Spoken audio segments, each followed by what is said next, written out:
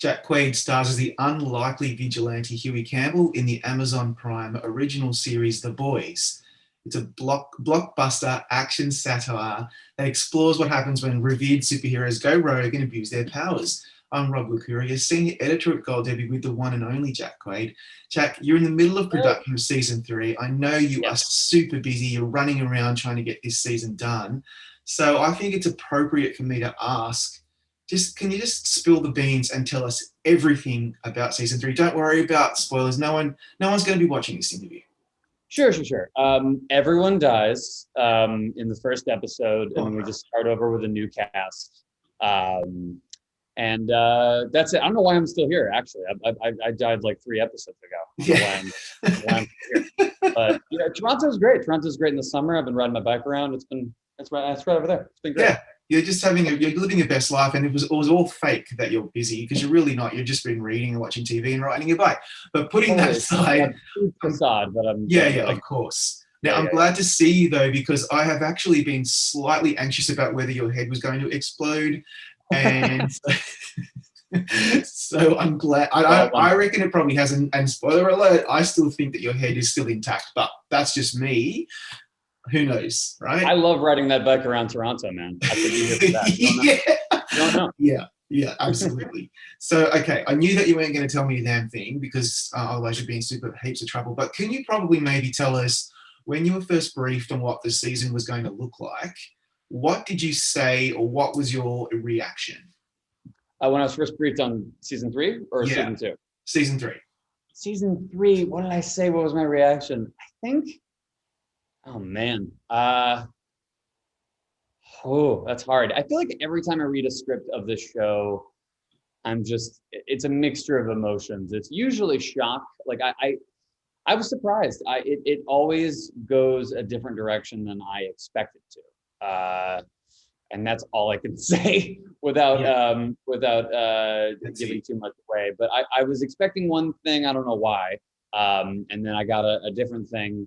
And I love the different thing, and I think people are going to be really excited about it. I think we are a little excited, because season 2 really kind of ramped up so much of what was in season 1, which I didn't even think was going to be possible. And so I think there's an expectation that season 3 is going to be even more like explosive and balls to the wall and all the stuff that we expect from the boys.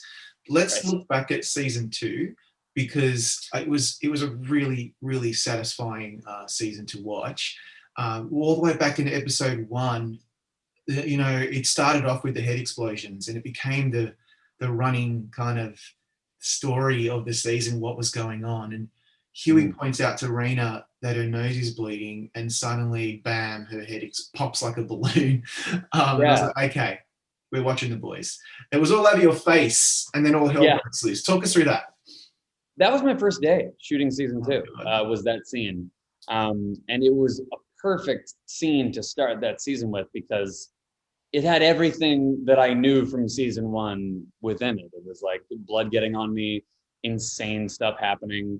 It was like I'm pretty sure after the first take, when the blood hit me, everyone went like, "Welcome back, Jack. You're back on the show now."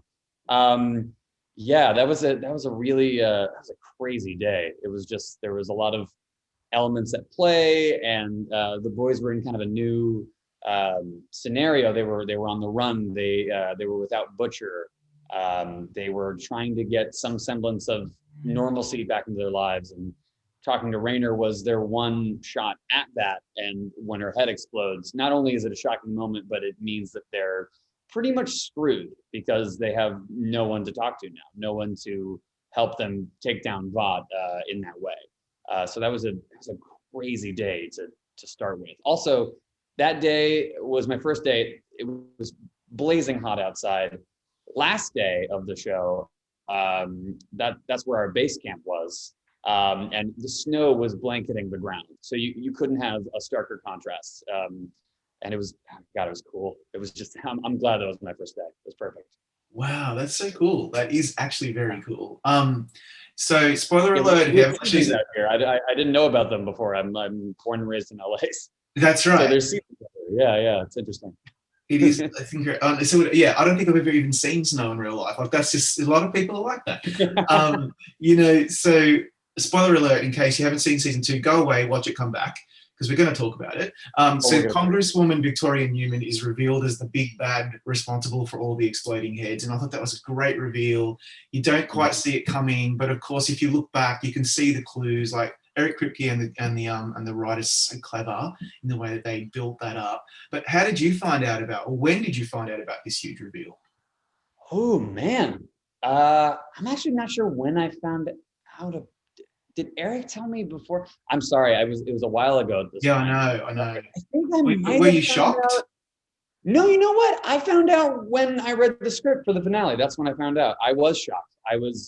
When it cut to when the head of the cult, when his head explodes and it cuts to Newman, the big reveal, I was like, whoa. And then to read that Hughie walks into her offices at the end of the season applying for a job, that was even a bigger shock, and the fact that he doesn't know it yet, but he is just in constant danger. And the evil forces that play have him right where they want him, which is for your character not to know that is so interesting.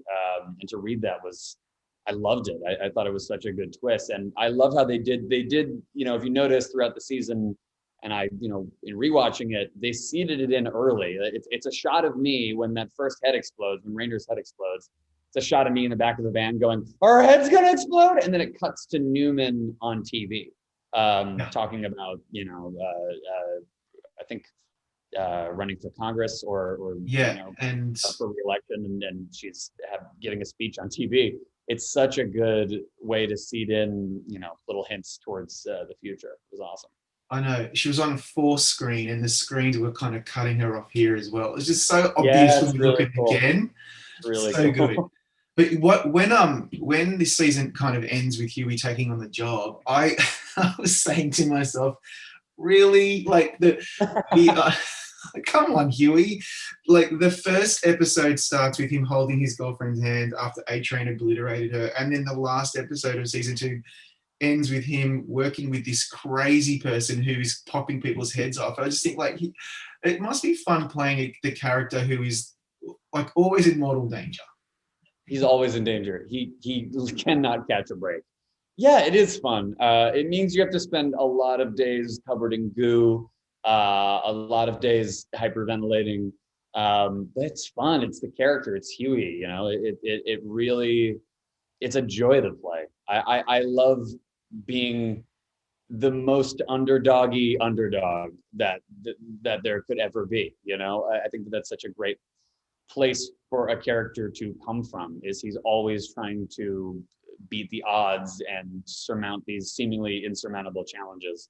And I love, back to what I was saying before, I love it that it even happens even when he doesn't know it, that was an interesting thing to play with that finale, was to have a few moments where Hughie had genuine happiness and he, things were actually working out for him for a change, only to have the rug, at least for the audience, pulled out from underneath him. So it was cool. It was cool to play Hughie actually smiling and actually, really taking the reins of his life, really getting into control of his life, but it's just all being this on such shaky ground. It's all based on a lie. It was so fun to do. And yeah, and awesome. I think because Hughie's so relatable, I think that the reason why he as a character and you as the one creating him or performing him is so popular is because we've got all these soups and we've got the boys and they all, they all have these amazing abilities. Hughie is just a regular guy, but he still kind of kicks ass. He's not. And I think that's cool. You put him in the right scenario, he can do, everyone's going to doubt him leading up to it. But when push comes to shove, he, at this point, he's the only, I think he's the only boy to actually kill a soup. I think to kill Translucent, he killed one of the 7. It all just kind of happened, but he's may not be the most capable, but he's the one that's arguably had the biggest impact. That's right. So that's aspirational. We can all do it if we just follow Hughie's footsteps. We can all blow up a guy via ass bomb if we just believe hard enough. No, but I love that Huey is essentially just like the one normal dude, the one guy who has to deal with this crazy thing in front of him, you know, and Yeah. just playing the everyman is such a fun thing in a show where there's all these insane things happening all the time. Yeah, Huey to me reminds me a bit of kind of myself at a younger age. I'd say like if like the middle school version of me was an adult. That's kind of how I more or less see him. Yeah. But he's got his own quirks that are entirely his own. But yeah, that's what I usually, or at least in the beginning, that's what I drew from. Yeah, he's a really interesting character, and I'm sure a super fun one to play.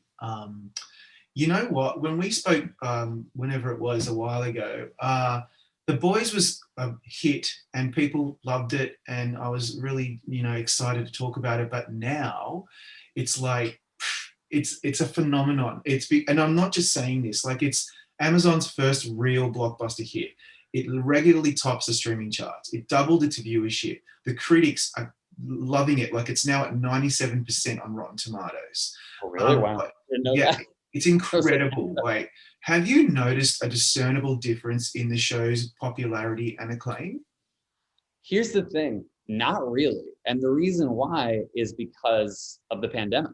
Yeah, I've noticed it on social media. I've noticed it like in terms of kind of the coverage, more or less that the show gets. But it's all been on the internet. It's hard for me to see like the real world's application of that because we never had an in-person premiere. We never, all these things. We didn't do conventions. Like all these things that we probably would have been doing had it not been for the pandemic.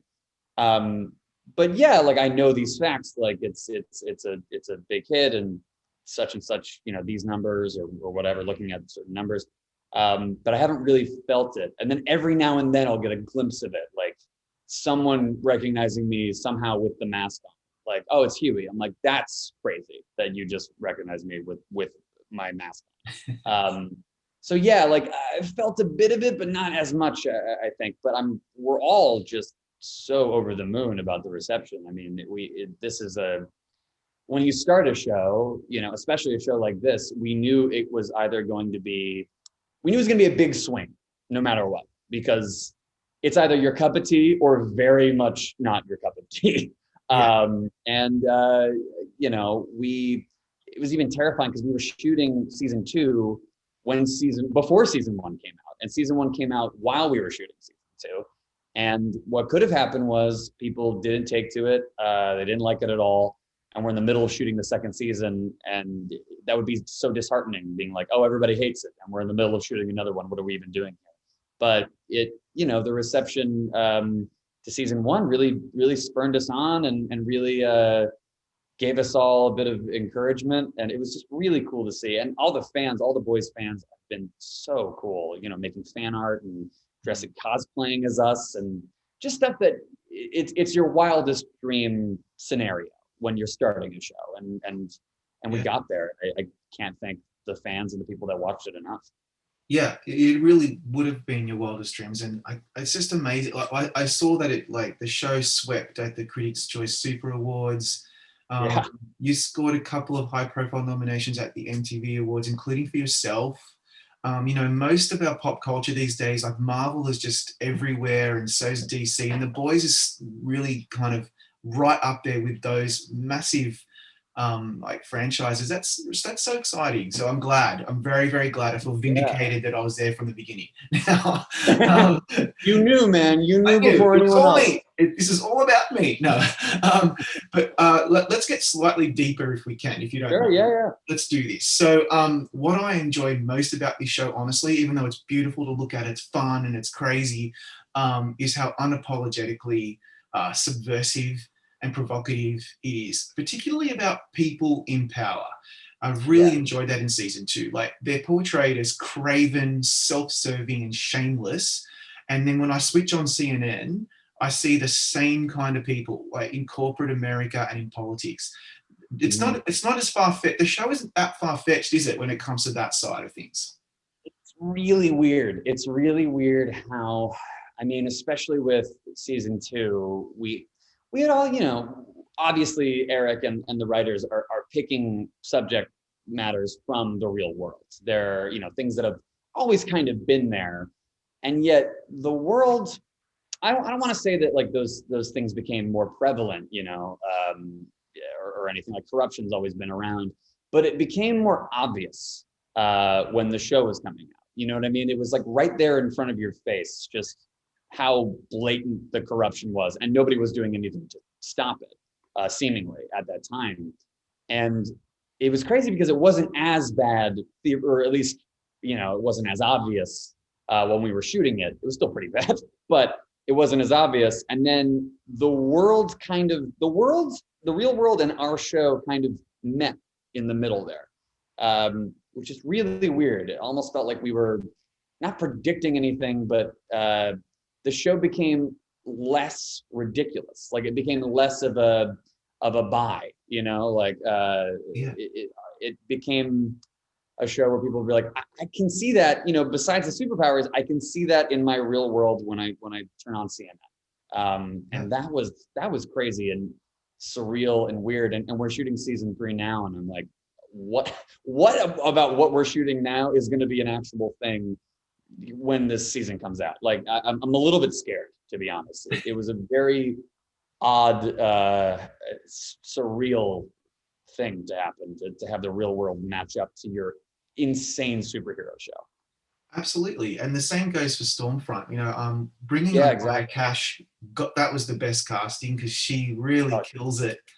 Pardon the pun, as Stormfront, but we've got this white supremacist superhero. She's despicable, and then I started thinking, well, we're seeing a lot of that in real life as well. So the show is getting closer and closer to reality. Yeah, that's one of the issues. You know what I mean? It's like that. White supremacy has been around obviously for a while.